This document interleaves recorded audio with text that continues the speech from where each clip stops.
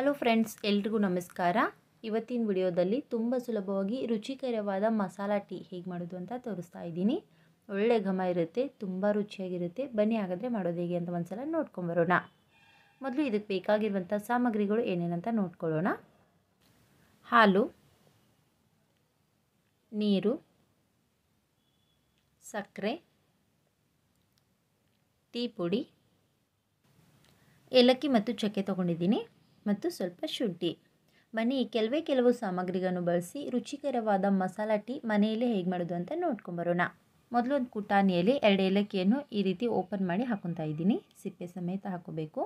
ಆಮೇಲೆ ಒಂದು ಅರ್ಧ ಇಂಚಿನಷ್ಟು ಶುಂಠಿಯನ್ನು ಚೆನ್ನಾಗಿ ತೊಳೆದು ಸಿಪ್ಪೆ ತೆಗೆದು ಹಾಕೊತಾ ಇದ್ದೀನಿ.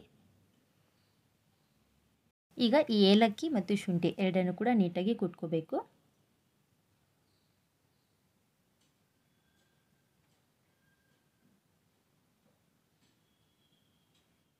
ಈ ರೀತಿ ಕುಟ್ಟಿ ಸೇರಿಸೋದ್ರಿಂದ ಟೀ ಪರಿಮಳ ತುಂಬ ಚೆನ್ನಾಗಿರುತ್ತೆ. ಹಾಗಾಗಿ ಈ ರೀತಿ ಸ್ವಲ್ಪ ತರಿತರಿಯಾಗಿ ಕುಟ್ಟಿ ಹಾಕೊಳ್ಳಿ. ನೋಡಿ, ಈ ರೀತಿ ಕುಟ್ಕೊಂಡಿದ್ದೀನಿ. ಈಗ ಇದನ್ನು ಒಂದು ಕಪ್ನಲ್ಲಿ ಹಾಕಿಟ್ಕೊಳ್ಳೋಣ. ಈಗ ಇದನ್ನು ಸೈಡಲ್ಲಿಟ್ಟು ಟೀ ಮಾಡೋದು ಹೇಗೆ ಅಂತ ನೋಡ್ಕೊಳ್ಳೋಣ.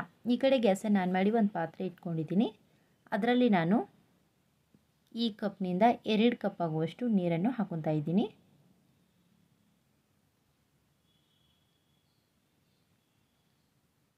ಈಗ ನೀರನ್ನು ಲೈಟಾಗಿ ಬಿಸಿ ಮಾಡ್ಕೋಬೇಕು. ನೋಡಿ, ಈ ರೀತಿ ನೀರು ಸ್ವಲ್ಪ ಬಿಸಿ ಆದಮೇಲೆ ಈಗ ಇದರಲ್ಲಿ ತರಿತರಿಯಾಗಿ ಕುಟ್ಟಿರುವಂಥ ಶುಂಠಿ ಮತ್ತು ಏಲಕ್ಕಿಯನ್ನು ಹಾಕೊತಾ ಇದ್ದೀನಿ. ಆಮೇಲೆ ಇದರಲ್ಲಿ ಒಂದು ಸ್ವಲ್ಪ ಚಕ್ಕೆ ಪೀಸಸನ್ನು ಕೂಡ ಹಾಕೊತಾ ಇದ್ದೀನಿ.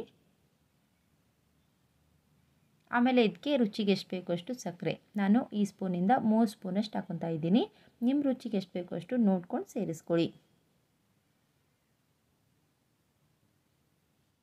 ಈಗ ಇವೆಲ್ಲವನ್ನು ನೀಟಾಗಿ ಕುದಿಸ್ಕೋಬೇಕು. ಗ್ಯಾಸನ್ನು ಮೀಡಿಯಮ್ ಫ್ಲೇಮ್ನಲ್ಲಿಟ್ಟು 2 ಕಪ್ನಷ್ಟು ಇರುವಂಥ ನೀರು 1 ಕಪ್ನಷ್ಟು ಆಗಬೇಕು. ಅಲ್ಲಿವರೆಗೂ ನಾವು ಕುದಿಸ್ಕೋಬೇಕು. ಆಗ ಇದರ ಪರಿಮಳ ಮತ್ತು ಟೇಸ್ಟು ಎರಡೂ ಕೂಡ ತುಂಬ ಚೆನ್ನಾಗಿರುತ್ತೆ. ಎಲ್ಲ ಮಸಾಲೆಯನ್ನು ಒಂದು 5ರಿಂದ 10 ನಿಮಿಷ ನೀಟಾಗಿ ಕುದಿಸ್ಕೊಂಡಿದ್ದೀನಿ. ತುಂಬಾ ಚೆನ್ನಾಗಿ ರೆಡಿಯಾಗಿದೆ. ಈಗ ಇದರಲ್ಲಿ ಮುಂಚೆನೇ ನೀರು ಅಳತೆ ಮಾಡಿರೋ ಕಪ್ನಿಂದನೇ 1 ಕಪ್ನಷ್ಟು ಗಟ್ಟಿ ಹಾಲನ್ನು ಹಾಕೊತಾ ಇದ್ದೀನಿ. ತೆಳ್ಳಗಿರೋ ಹಾಲು ಉಪಯೋಗಿಸಬೇಡಿ, ಟೇಸ್ಟು ಅಷ್ಟು ಚೆನ್ನಾಗಿರೋದಿಲ್ಲ. ಆದಷ್ಟು ನೀರು ಸೇರಿಸದೇ ಇರುವಂಥ ಗಟ್ಟಿ ಹಾಲನ್ನೇ ಉಪಯೋಗಿಸ್ಕೊಳ್ಳಿ. ಈಗ ಇದನ್ನು ಕೂಡ ಒಂದು 2 ನಿಮಿಷ ಚೆನ್ನಾಗಿ ಕುದಿಸ್ಕೊಳ್ಳೋಣ.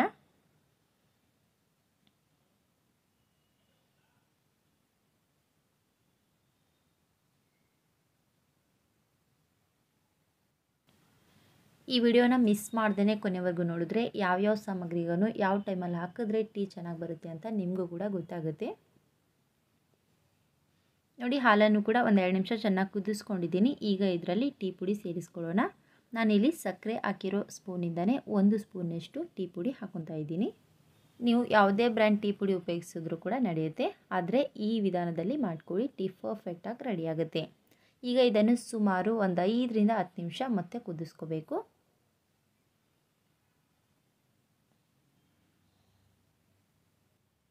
ಟೀ ಪುಡಿಯನ್ನು ನಾವು ಮುಂಚೆ ಹಾಕೋಕ್ಕಿಂತ ಈ ರೀತಿ ಕೊನೆಯಲ್ಲಿ ಹಾಕಿ ಒಂದು ಸಲ ಟೀನ ಮಾಡ್ಕೊಳ್ಳಿ. ಟೇಸ್ಟು ಯಾವ ರೀತಿ ಇರುತ್ತೆ ಅಂತ ನಿಮಗೂ ಕೂಡ ಗೊತ್ತಾಗುತ್ತೆ.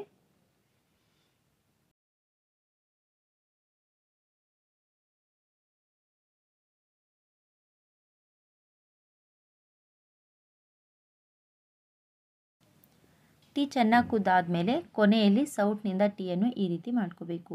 ಈ ರೀತಿ ಮಾಡೋದ್ರಿಂದ ಟೇಸ್ಟು ಡಿಫ್ರೆಂಟ್ ಆಗಿರುತ್ತೆ ಮತ್ತು ಹೋಟೆಲಲ್ಲಿ ಯಾವ ರೀತಿ ಟೇಸ್ಟಲ್ಲಿ ಸಿಗುತ್ತೆ ನೋಡಿ, ಅದೇ ಟೇಸ್ಟಲ್ಲಿ ಮನೆಯಲ್ಲೇ ತುಂಬ ಸುಲಭವಾಗಿ ರೆಡಿಯಾಗುತ್ತೆ.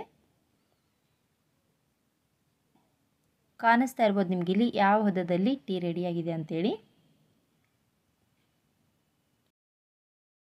ಈ ವಿಧಾನದಲ್ಲಿ ಮಾಡ್ಕೊಳ್ಳೋದ್ರಿಂದ ಟೀ ನಮಗೆ ತುಂಬ ಗಟ್ಟಿ ಬರುತ್ತೆ ಮತ್ತು ಟೇಸ್ಟು ಕೂಡ ಡಿಫ್ರೆಂಟ್ ಆಗಿರುತ್ತೆ.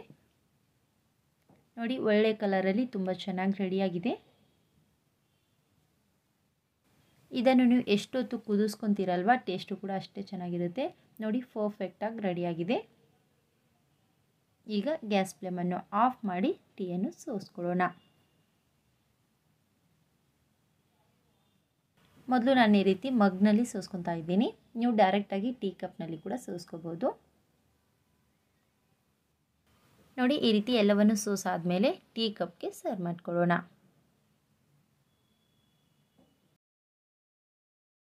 ನೋಡಿ, ತುಂಬಾ ಪರ್ಫೆಕ್ಟಾಗಿ ರುಚಿಕರವಾದ ಮಸಾಲ ಟೀ ರೆಡಿಯಾಗಿದೆ. ಈ ರೀತಿ ಟೀಯನ್ನು ನೀವು ಬೆಳಿಗ್ಗೆ ಅಥವಾ ಸಾಯಂಕಾಲ ಯಾವಾಗ ಬೇಕಾದರೂ ಸರ್ವ್ ಮಾಡ್ಕೋಬೋದು.